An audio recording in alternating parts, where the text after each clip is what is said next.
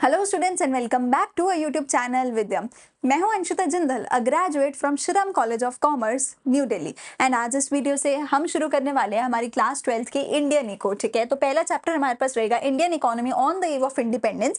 जितना भी मैं इंडियन इको तुम्हें ये पढ़ा रही हूँ, मैं सारा अपने खुद के हैंड रिटन नोट से पढ़ाने वाली हूँ। ये नोट सबसे बेस्ट तुम्हारे लिए रहने वाले हैं। टेलीग्राम से तुम इनको जाके ले सकते हो, लिंक डिस्क्रिप्शन में मिल जाएगा। ठीक है, तो every Tuesday, Thursday and Saturday हमारे चैनल पे तुम्हें 4 बजे अकाउंट्स की वीडियो मिलने वाली है और 7 बजे इको बिजनेस की वीडियो मिलने वाली है। ठीक है, तो अलार्म लगा के आ जाया करो ट्यूशन के टाइम पे। 4 बजे अकाउंट्स का, 7 बजे इको और बिजनेस का। इसके साथ साथ नीचे में अकाउंट्स, इको, बिजनेस तीनों की प्लेलिस्ट का लिंक दे दूंगी तुम्हें डिस्क्रिप्शन में। तो प्लेलिस्ट से जाके तीनों ही सब्जेक्ट्स के जिस भी चैप्टर का जो भी टॉपिक करना चाहते हो आप वहां से कर सकते हो। आपके लेटेस्ट सिलेबस के अकॉर्डिंग हम सारा ही सब्जेक्ट सिलेबस आपको करवा रहे हैं। ठीक है, आज हम करेंगे इंडियन इकोनॉमी का चैप्टर 1। ये इसका पार्ट 1 रहेगा। 2 पार्ट्स में ये चैप्टर हम कंप्लीट करेंगे। ठीक है, तो पहला चैप्टर हमारा जो है ये हमारा रहने वाला है Indian economy on the eve of independence. देखो, सबसे पहली चीज, एक दो चीजें अगर तुमने अभी तक इंडियन इको नहीं शुरू करी है, ऑब्वियसली नहीं करी होगी अगर पहला चैप्टर देख रहे हो तो 2-4 चीजें प्लीज पहले मेरे से अच्छे से समझ लेना, उसके बाद हम ये स्टार्ट करेंगे।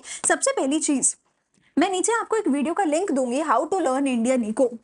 उस वीडियो को प्लीज जरूर जाके देख लेना, क्योंकि बच्चे बहुत ज्यादा गलतियां करते हैं इंडियन इको में। देखो, बहुत आसान चीज है, कुछ भी ऐसा टेक्निकल नहीं है, मुश्किल नहीं है इंडियन इको को समझना, बट फिर भी इंडियन इको में बच्चों के बहुत कम मार्क्स आते हैं। यार, मैं हर साल देखती हूँ बच्चे मैक्रो में 38-40 तक ले आते हैं, 40 आउट ऑफ 40 ले आते हैं, पर इंडियन इको में 20-25 से ऊपर उनकी कहानी बढ़ती ही नहीं है। एक एक पेज का आंसर लिख के आते हैं बच्चे और टीचर 6 में से 3 नंबर दे रहा है। क्यों दे रहा है? तो उसके लिए you really need to understand how to learn Indian eco, क्योंकि तुम कितना भी ट्राई कर लो बनी, कुछ ना कुछ तो छूटेगा और इंडियन इको में तुम्हारे मार्क्स पीछे छूटेंगे एंड बहुत ज्यादा मार्क्स कट होते हैं। तो प्लीज इसको जरूर जाके सुन लेना और प्लीज इनको जो चीजें मैंने यहाँ बताई हैं उनको इंप्लीमेंट कर लेना। ये मैं इसलिए, देखो, मैं कभी नहीं कहती कि मेरा ऐसे कोई स्पेसिफिक वीडियो जाके सुनो, मैं इसको इसलिए स्पेसिफिकली बोल रही हूँ क्योंकि बहुत इंपॉर्टेंट है और बहुत सारे बच्चे बहुत सारी गलतियां करते हैं। तो अगर ये वीडियो सुन लोगे, तुम मेरे अकॉर्डिंग पढ़ सकोगे जैसे मैं चाहती हूँ कि मेरे बच्चे पढ़ें। तो अगर तुम मेरे से पढ़ रहे हो तो प्लीज मेरे अकॉर्डिंग पढ़ो, मेरे टिप्स एंड ट्रिक्स के अकॉर्डिंग पढ़ो। दूसरी चीज, अब सबसे पहले समझते हैं दूसरे नंबर पे कि तुम्हें यहाँ पे करना क्या है। ठीक है, तो तुम ना सबसे बेस्ट तरीका जो है, तुम यहाँ पर एक पूरी स्टोरी लाइन बना के इसको समझोगे और पूरी एक स्टोरी लाइन बनाकर ही इसको याद करोगे। तुम्हारे स्पेसिफिकली जो पहले 3 चैप्टर्स रहने वाले हैं, ये पूरी एक स्टोरी लाइन है, एक पूरा स्टोरी टाइम है तीनों चैप्टर्स में। तुम्हारा जो फर्स्ट चैप्टर है, उस चैप्टर में तुम पढ़ते हो बिफोर 1947 इंडिया में क्या हुआ। 1947 में ऑब्वियसली हमें आजादी मिली थी, तो बिफोर 1947 हमारे साथ क्या क्या हुआ वो तुम पहले चैप्टर में पढ़ोगे। दूसरे चैप्टर का तो नाम ही यही है, 1950 से 1990 के बीच में इंडिया में क्या हुआ तुम वो पढ़ोगे। और तीसरे चैप्टर में तुम पढ़ोगे आफ्टर 1990 भारत में क्या हुआ, तुम वो पढ़ोगे। जो तुम टेक्निकली देखो, ब्रिटिशर्स के आने के टाइम से, ठीक है, जब ब्रिटिशर्स आए 1700s में, तब से लेकर के 1990 तक, है ना, इन 200-250 सालों में हमारे साथ क्या हुआ, ये 250 साल की कहानी हम यहाँ पर 3 चैप्टर्स में पढ़ते हैं। तो ये पूरा एक स्टोरी लाइन है। ठीक है, और ये जो स्टोरी है ना, ये पता है कैसी है कि यहाँ पर आकर के ब्रिटिशर्स ने कुछ किया, ब्रिटिशर्स ने जो कुछ किया उसका अगेंस्ट, उसका ऑपोजिट हमने यहाँ किया। तो यहाँ पर मैं जिस भी चीज को यस बोलूंगी, यहाँ पर वो चीज नो हो जाएगी। और जो चीजें हमने यहाँ करी, जो भी गलतियां हमने यहाँ करी, उनको हमने यहाँ ठीक किया। तो फर्स्ट का ऑपोजिट है चैप्टर नंबर 2 और सेकंड का ऑपोजिट है चैप्टर नंबर 3। ठीक है, तो तुम्हें ये चीजें समझने के लिए बहुत ज्यादा जरूरी है। ये स्टोरी लाइन हमारी ऐसे ही चलेगी, यहाँ पे जो हुआ उसको यहाँ रेक्टिफाई किया गया और यहाँ पे जो हुआ उसको यहाँ रेक्टिफाई किया गया, यानी इसका उल्टा ये और इसका उल्टा ये। तो तुम यस ये चीज कह सकते हो कि काफी चीजें, और मैं तुम्हें करवाऊंगी कि कैसे पहला चैप्टर और तीसरा चैप्टर काफी ज्यादा सिमिलर है एक दूसरे से। तो स्पेसिफिकली ये तीनों चैप्टर्स को प्लीज रिक्वेस्ट कर रही हूँ, जब याद करने जाओगे, ऑब्वियसली जब समझोगे तो एक एक करके तीनों चैप्टर्स को पहले समझोगे, पर जब याद करने जाओगे तो तीनों की इस टाइमलाइन को साथ में लिख के, तीनों के अलग अलग टॉपिक्स को साथ में लिख के याद करना। एक बारी में 3 चैप्टर्स ना याद हो जाए तो मेरा नाम बदल देना, मेरी गारंटी है एक बार में 3 चैप्टर्स याद हो सकते हैं, क्योंकि इसका उल्टा ये और इसका उल्टा ये, तो ये दोनों काफी सिमिलर हो जाएंगे और इन दोनों का उल्टा नंबर 2 होगा।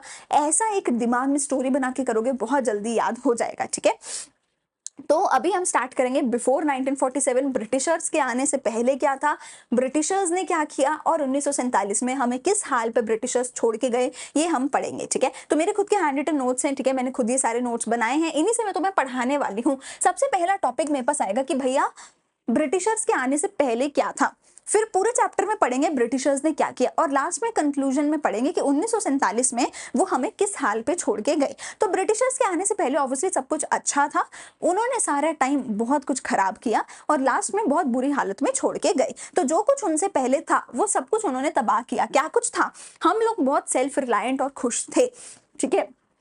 सबसे पहली चीज, इंडिया प्रॉस्पेरस कंट्री था, हमें जरूरत ही नहीं थी कि हम किसी दूसरे देश से सामान मंगवाएं, हम किसी दूसरे देश पर डिपेंडेंट हैं इस चीज के लिए उस चीज के लिए, नहीं, हम अपना सब कुछ अपने आप कर सकते थे। इंडिया सोने की चिड़िया थी, इंडिया में बहुत ज्यादा रिसोर्सेज, बहुत ज्यादा पैसा था, बहुत ज्यादा प्रॉस्पेरस देश था इंडिया, सेल्फ रिलायंट था, हमें कुछ भी बाहर से मंगवाने की जरूरत ही नहीं पड़ती थी, हम सब कुछ अपने देश में बनाते थे, एंड विच इज वाई अपना बनाते थे, अपना खाते थे, अपना मस्त खुश रहते थे, ठीक है। दूसरी चीज, इंडिया एग्रेरियन इकोनॉमी था, यानी इंडिया में मेजरली एग्रीकल्चर ही होता था, ऐसा हमारा सर्विस सेक्टर या इंडस्ट्री सेक्टर भी बहुत अच्छा नहीं था, एग्रीकल्चरल देश ही था इंडिया और मेजरली एग्रीकल्चर ही होता था इंडिया में, और उसी को बहुत ज्यादा तबाह किया था ब्रिटिशर्स ने। तो 2/3 हमारी जो टोटल पॉपुलेशन थी वो एग्रीकल्चर में है, ठीक है, उस टाइम पे थी। हैंडीक्राफ्ट, सो हैंडीक्राफ्ट का मतलब है हाथ से बनाई हुई चीजें, हाथ से बनाए हुए कपड़े हो सकते हैं, बहुत सारी चीजें जो हाथ से बनाई जाती हैं, वो बहुत बहुत बहुत ज्यादा फेमस था। देखो 2/3 हमारी जो पॉपुलेशन है वो एग्रीकल्चर में थी, जो बची हुई पॉपुलेशन थी वो मेजरली हैंडीक्राफ्ट्स में थी, ठीक है। इंडस्ट्री के नाम पे एक ही इंडस्ट्री थी हमारी सबसे अच्छी, हैंडीक्राफ्ट इंडस्ट्री। हैंडीक्राफ्ट इंडस्ट्री हमारी नॉट जस्ट इन इंडिया बल्कि वर्ल्ड वाइज फेमस थी, हम अपने हाथों से बनाया हुआ सामान सिर्फ इंडिया में नहीं बेचते थे बल्कि दुनिया भर में बेचा जाता था हमारे देश का बनाया हुआ सामान, विच इज वाई सिर्फ इंडिया के लोगों से नहीं पैसे कमा रहे थे, हम दुनिया भर से पैसे कमा रहे थे अपना हैंडीक्राफ्ट का सामान बाहर एक्सपोर्ट करके, ठीक है। India was famous for this, cotton के, सिल्क के, टेक्सटाइल्स के लिए, ठीक है, कॉटन और सिल्क के कपड़ों के लिए, मेटल और स्टोन वर्क के लिए, हाथ से करा हुआ मेटल और स्टोन का वर्क हमारा बहुत अच्छा होता था, high quality material and craftsmanship, जो मटेरियल यूज किया जाता था वो सारा हाई क्वालिटी का होता था, इंडिया के जितने भी कपड़ों का मटेरियल होता था सब हाई क्वालिटी का होता था, प्लस क्राफ्ट्समैनशिप यानी जो कला होती थी लोगों की बहुत अच्छी होती थी, ठीक है। एंड इंडिया बहुत बहुत ज्यादा फेमस था हैंडीक्राफ्ट्स के लिए। अब तुम इस चीज को याद रखना क्योंकि यहीं से तुम्हें समझ आएगा कि मेजरली ब्रिटिशर्स ने दो ही चीजें हमारी खराब करी थी, एग्रीकल्चर और हैंडीक्राफ्ट, ठीक है। और क्यों करी थी, क्योंकि इंडिया में सिर्फ यही तो अच्छा था, अगर ये चीजें इंडियंस करते रहते तो वो पैसा कमाते रहते, वो और ज्यादा प्रॉस्पेरस बनते रहते, वो और ज्यादा डेवलप होते रहते। तो ब्रिटिशर्स चाहते थे हम इनका हैंडीक्राफ्ट तबाह कर दें, अगर हैंडीक्राफ्ट खत्म हो जाएगा तो इंडिया ही खत्म हो जाएगा, इंडिया के लोगों को फिर अपने आप जो है सेल्फ रिलायंट वो नहीं रह पाएंगे, फिर उनको किसी ना किसी पे डिपेंडेंट होना पड़ेगा, और वो डिपेंडेंट कौन होंगे, वो ब्रिटिशर्स होंगे, हम ब्रिटिशर्स पे डिपेंडेंट हो जाएंगे। तो ब्रिटिशर्स ना, ये बिफोर वाला कॉन्टेक्स्ट इसीलिए इंपॉर्टेंट है कि ब्रिटिशर्स ना उनके आने से पहले हमारा ये सब कुछ बढ़िया था, उन्होंने ये तबाह कर दिया, हमें कहीं का नहीं छोड़ा और फिर हमारे राजे बन के बैठ गए, ठीक है।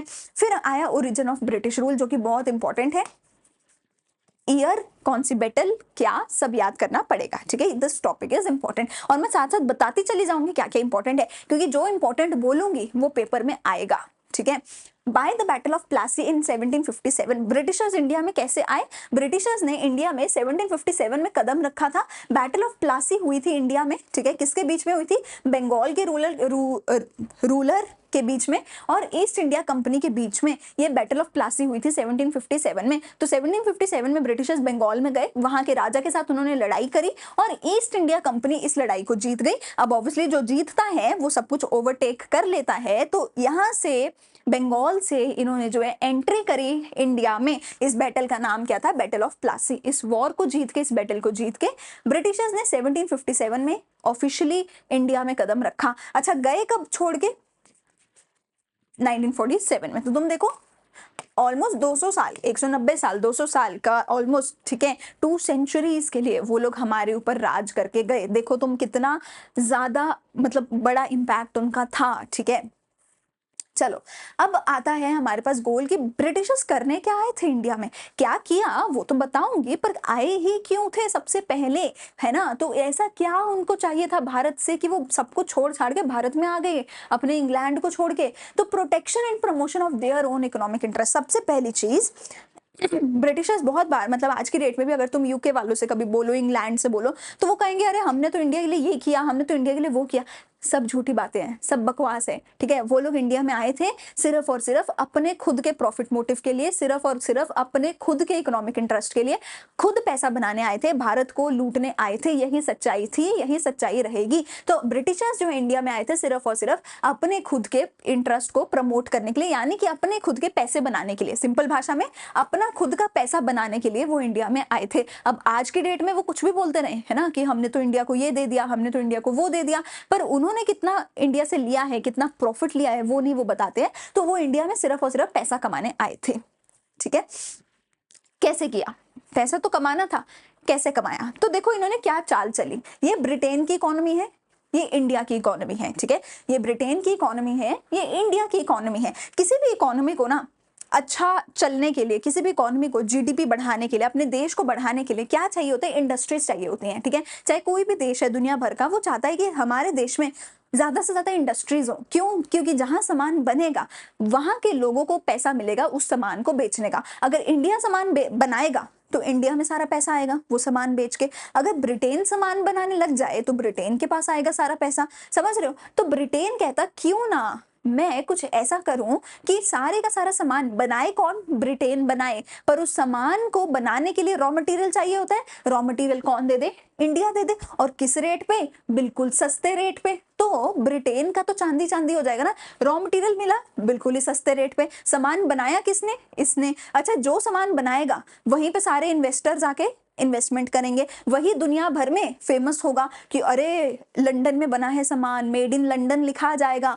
तो वहीं की इकोनॉमी डेवलप होगी, वहीं पे सारी फैक्ट्रीज लगेंगी, वहीं पे सारी मशीन्स, वहीं पे सारी दुनिया भर का कारोबार आने लग जाएगा। तो हुआ क्या? इंडिया के लोगों से इन्होंने बनवाया रॉ मटेरियल, और वो भी बहुत सस्ते दाम पे इन्होंने खरीदा और अपने ब्रिटेन में लेकर गए, और ब्रिटेन में ले जाके इन्होंने अपनी फैक्ट्रीज बनाई। फैक्ट्रीज में इन्होंने सामान बनाया, रॉ मटेरियल यहाँ से, सामान यहाँ बना।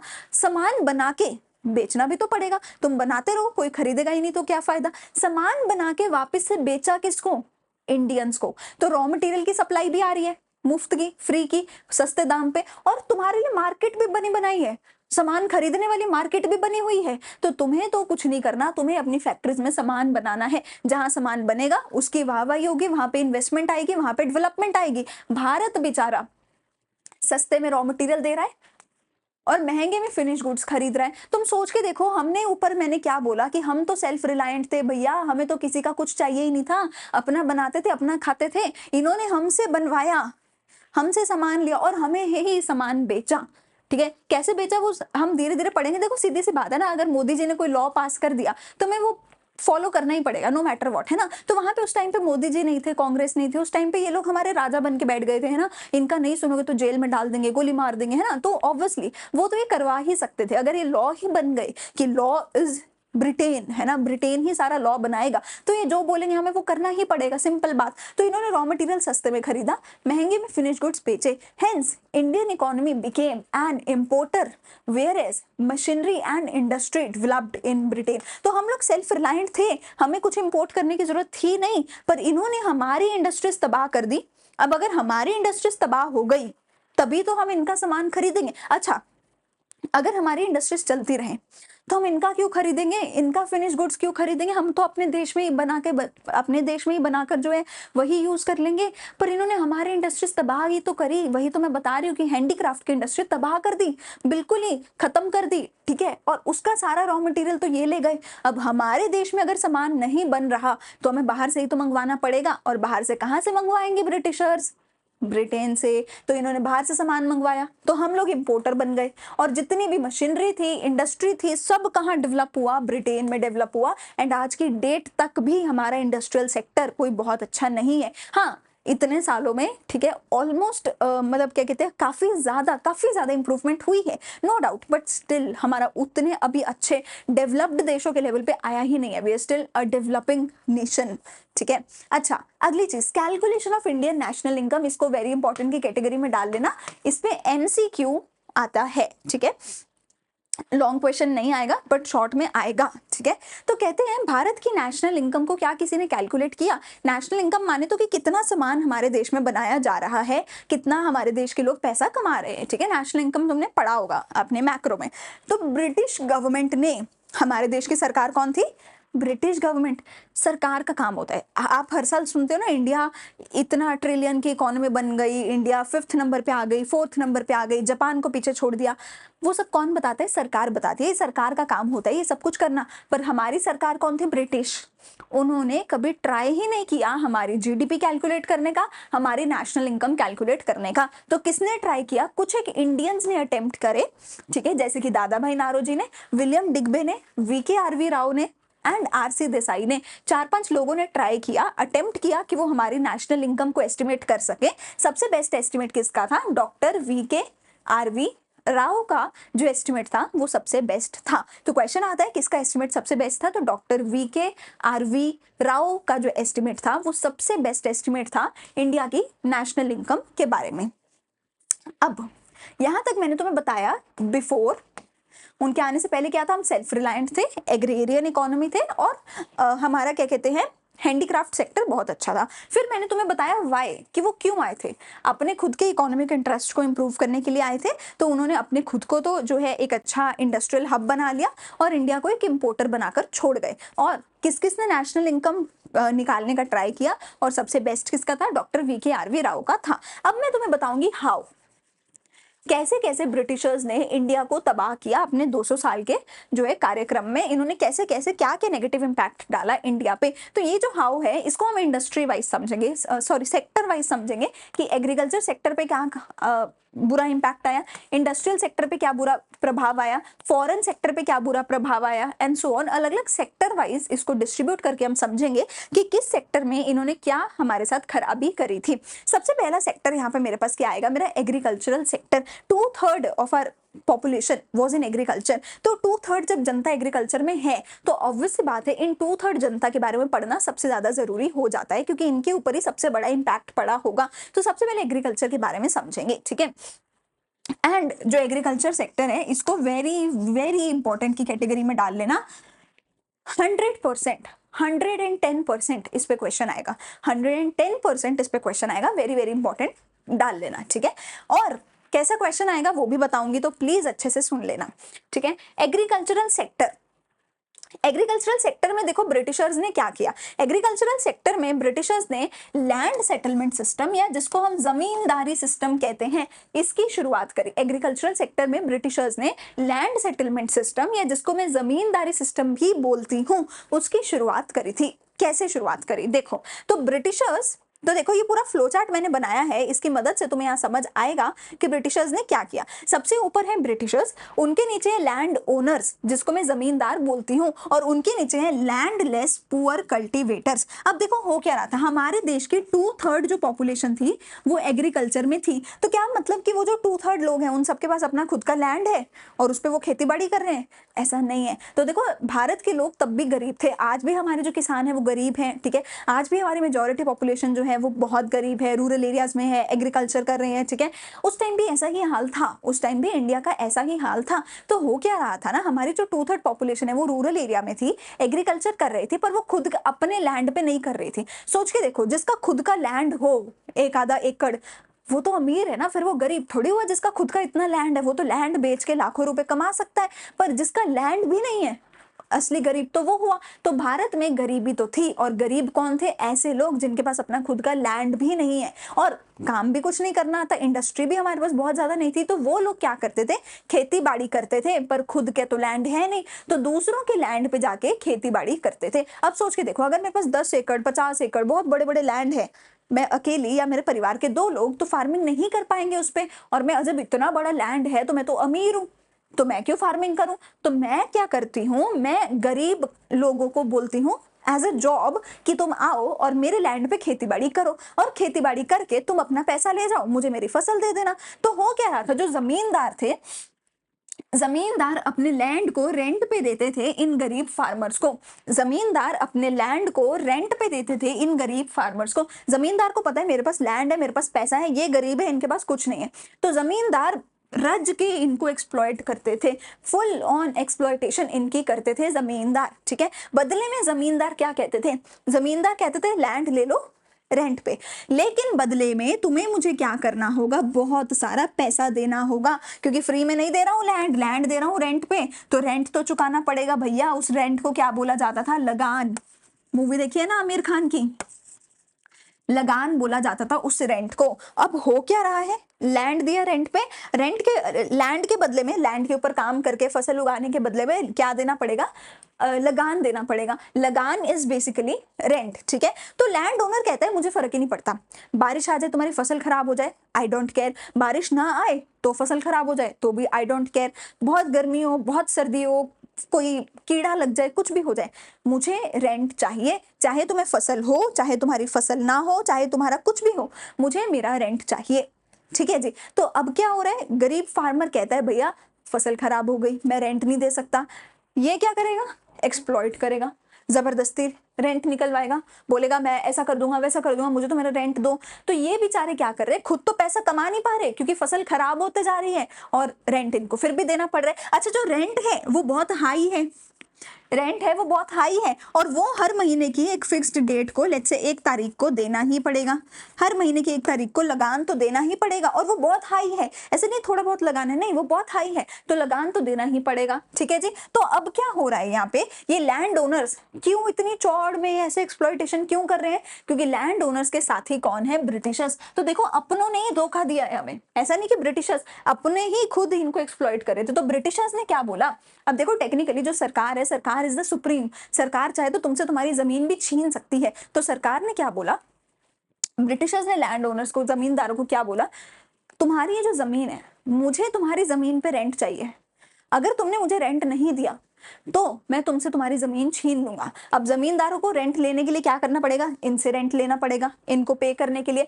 तो ब्रिटिशर्स ने बोला लैंड ओनर्स को कि तुमने अगर अपना लैंड की ओनरशिप अपने पास रखनी है तो तुम मुझे लगान दो, तुम मुझे लगान दो, और बदले में ये लैंड तुम्हारा हो जाएगा, और तुम अपने लैंड को गरीबों को रेंट पे दे दो, और ये गरीबों से तुम लगान ले लो। तो ब्रिटिशर्स और लैंड ओनर्स मिलके इनको एक्सप्लॉइट कर रहे थे। अब ब्रिटिशर्स सबके पास तो जा नहीं सकते, तो ब्रिटिशर्स ने अपना मिडलमैन किसको बनाया, जमींदारों को बना लिया। तो ब्रिटिशर्स ने बोला लैंड ओनर को कि लैंड ले लो, लगान दे दो। ब्रिटिशर्स ने लैंड ओनर्स ने बोला इनको लैंड ले लो, लगान दे दो। हो क्या रहा है, अगर 100 रुपए का लगान आया तो 20 रुपए यहाँ गए, 80 रुपए यहाँ आ गए। तो ब्रिटिशर्स ने बोला तुम्हें जितना लगान वसूल करना है इनसे वसूल करो, तुम्हें जितना एक्सप्लॉइट करना है करो, मुझे मेरे 20 रुपए चाहिए हर महीने, मुझे मेरा फिक्स्ड रेंट चाहिए और एक फिक्स्ड डेट पे चाहिए। अगर तुमने वो नहीं किया तुम्हारा लैंड की ओनरशिप तुमसे छीन ली जाएगी। और ब्रिटिशर्स ने क्या किया ना, बहुत सारा लैंड ऐसा था जो किसी की ओनरशिप के अंडर नहीं आता था, ये में भी राजा महाराजाओं का लैंड होगा जो किसी की ओनरशिप के अंडर नहीं आता था, जो खाली पड़ा था। ब्रिटिशर्स ने ऐसे सारे लैंड्स को उठाना शुरू किया और ऐसे सारे लैंड्स को इन जमींदारों को देना शुरू किया। तो कोई जमींदार है जिसके पास पहले लैंड नहीं था ज्यादा, अब उसको नया लैंड दिया जा रहा है ब्रिटिशर्स के द्वारा, और बोला जा रहा है कि तुम ये लैंड ले लो, मुझे लगान दो, यहाँ से लगान कलेक्ट करो। तुम समझ रहे हो, ये पूरा एक सिस्टम बन गया है लगान के, लगान इकट्ठा करने का, जहां पे ये मजे कर रहे हैं, ये और भी ज्यादा मजे कर रहे हैं, और ये पिस रहे हैं। ये बेचारे अगर फसल हो रही है नहीं हो रही है इनको लगान देना पड़ रहा है, इनके ऊपर डेट ट्रैप बढ़ता ही जा रहा है। अमीर मजे कर रहा है और अमीर होता जा रहा है, गरीब गरीबी में और ज्यादा नीचे जाता जा रहा है। ये मेरा पूरे का पूरा क्या है, जमींदारी सिस्टम है, जिसको मैं लैंड सेटलमेंट सिस्टम भी बोलती हूँ। ये लैंड सेटलमेंट या फिर जमींदारी सिस्टम को समझना, इसको लिख कर आना, ये बहुत ज्यादा इंपॉर्टेंट है, क्योंकि क्वेश्चन आता ही आता है, 110% क्वेश्चन आता है, ठीक है। दूसरा point, commercialisation of agriculture. Commercialisation of agriculture, तो ब्रिटिशर्स ने क्या किया, ब्रिटिशर्स अगेन सरकार है, सरकार कुछ भी कर सकती है लॉ बना के, तो ब्रिटिशर्स फोर्स करने लग गए हमारे फार्मर्स को कि तुम फूड क्रॉप नहीं बनाओगे, तुम वो नहीं बनाओगे खाने पीने वाली चीजें जो तुम्हें चाहिए, तुम वो बनाओगे कैश क्रॉप्स जो हमें चाहिए, तुम वो बनाओगे जो हमें चाहिए, तुम वो नहीं बनाओगे जो तुम्हें चाहिए। अब देखो, एक तो पहले ही लैंड रेंट पे है, लगान भी इतना भरना पड़ रहा है फार्मर्स को, ऊपर से फार्मर्स को बोल दिया तुम बनाओगे भी वो जो हम चाहते हैं, तुम वो नहीं बनाओगे जो तुम चाहते हो, ठीक है। अब यहाँ पे हो क्या रहा था, कुछ एक फार्मर्स मान गए थे ऐसा करने के लिए, क्योंकि ब्रिटिशर्स उन लोगों को पैसा दे रहे थे कैश क्रॉप्स बनाने के लिए, ठीक है। तो फार्मर्स कहते हैं यार फूड क्रॉप में तो पैसा है नहीं, कैश क्रॉप बनाने का पैसा मिल रहा है सरकार से, तो चलो कैश क्रॉप्स बनाते हैं। अच्छा, एक एक करके हर कोई अगर कैश क्रॉप बनाने लग जाए और फूड क्रॉप बनाना छोड़ दे तो फूड कहां से आएगा, समझ रहे हो बात? तो फूड कौन बनाएगा? अगर कोई फूड बनाएगा ही नहीं तो भारत में क्या होगा? खाने पीने के सामान की तंगी होने लग जाएगी, लोग फूड क्रॉप्स बना ही नहीं पाएंगे, भूखमरी हो जाएगी, फेमाइन्स आ जाएंगे जो कि आए थे, लोग भूखे मरे थे। और क्यों मरे थे? ब्रिटिशर्स की वजह से मरे थे। तो ब्रिटिशर्स ने क्या बोला? तुम वो नहीं बनाओगे जो तुम चाहते हो, तुम्हें खाना मिले या ना मिले, पर हमें हमारी कैश क्रॉप्स चाहिए। तो farmers produced cash crops instead of the food crops which led to frequent famine, जिसकी वजह से लगातार फेमाइन्स आने लगे, भूखमरी की हालत हो गई, इतनी बुरी हालत हो गई कि हमें खाना, फूड जैसे बेसिक आइटम ब्रिटेन से या कहीं से इंपोर्ट करवानी पड़ती थी। तुम सोच के देखो, तुम बाहर से खाना मंगवा रहे हो, वो तुम्हारे खाने में कुछ मिला के दे दे, तुम्हारा तो पूरे देश के ऊपर संकट आ जाएगा।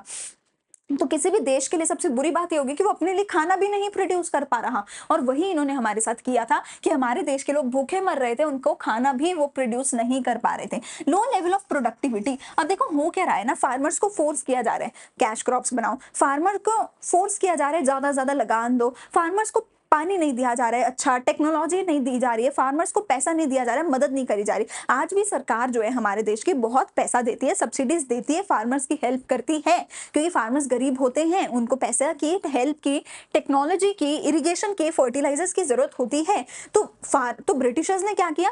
टेक्नोलॉजी, फार्मर्स को फर्टिलाइजर, इरिगेशन सब देना बंद कर दिया, कैश क्रॉप्स बनाने पे फोर्स कर दिया, ज्यादा ज्यादा बनाओ, और इसके साथ साथ उनको फोर्स किया कि तुम्हें ज्यादा लगान देना पड़ेगा। तो फार्मर्स क्या कर रहे थे? ओवर यूटिलाइज कर रहे थे लैंड को। तो फार्मर्स क्या कर रहे थे? हमारे लैंड को, हमारी सॉइल को ओवर यूटिलाइज कर रहे थे। देखो अगर तुमने पढ़ा होगा, हमें ना क्या करना होता है, अगर हमने एक बार फसल उगाई, फसल काट ली, उसके बाद कुछ टाइम के लिए लैंड को खाली छोड़ना होता है ताकि वो लैंड अपने मिनरल्स को, न्यूट्रिएंट्स को रिप्लेनिश कर सके। हम वो नहीं कर रहे थे, हम लैंड को, सॉइल को ओवर यूज कर रहे थे। अगर हम लैंड और सॉइल को ओवर यूज करेंगे तो क्या होगा? लैंड एंड सॉइल खराब होने लग जाएगा। और जहां पे पहले कोई मेरा लैंड अगर 1 किलो बना रहा था, अब वो 1 किलो मुझे प्रोड्यूस करके नहीं दे पाएगा। इसी को बोला गया है लो लेवल ऑफ प्रोडक्टिविटी, कि जो लैंड पहले 10 किलो बना रहा था, अब वो सिर्फ 8 किलो ही बना पा रहा है। क्यों?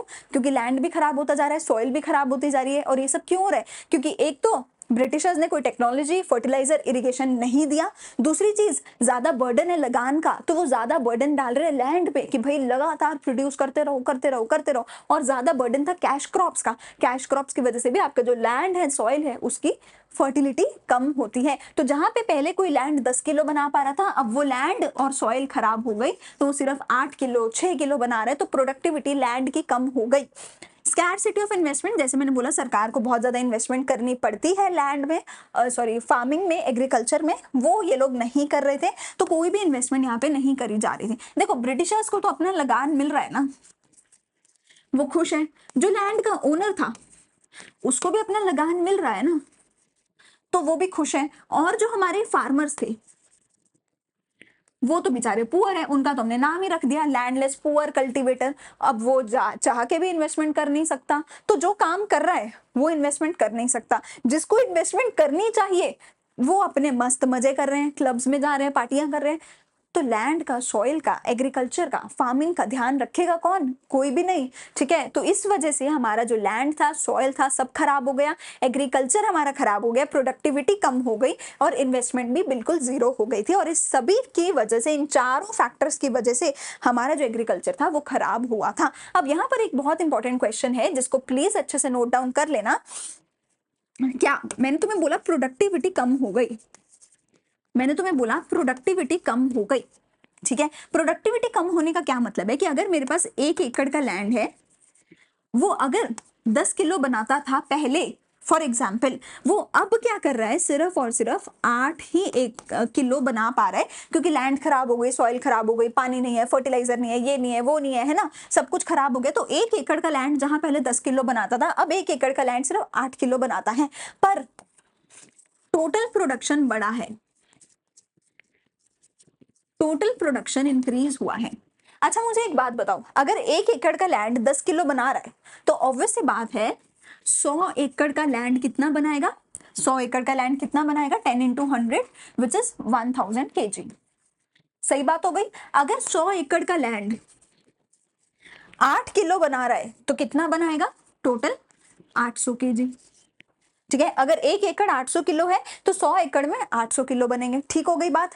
लेकिन अगर मैं ये बोलूं अगर मैं ये बोलूं प्रोडक्टिविटी तो कम हुई है पर लैंड बढ़ गया, पर लैंड बढ़ गया। मैं कहती हूँ अब मेरे पास 100 एकड़ नहीं, अब मेरे पास 200 एकड़ है, तो चाहे मेरी प्रोडक्टिविटी कम हो के 8 kg पर एकड़ हो भी गई तो 8 दूनी 1600 किलो तो फिर भी टोटल प्रोडक्शन हुआ, 1600 किलो तो फिर भी टोटल प्रोडक्शन हुआ।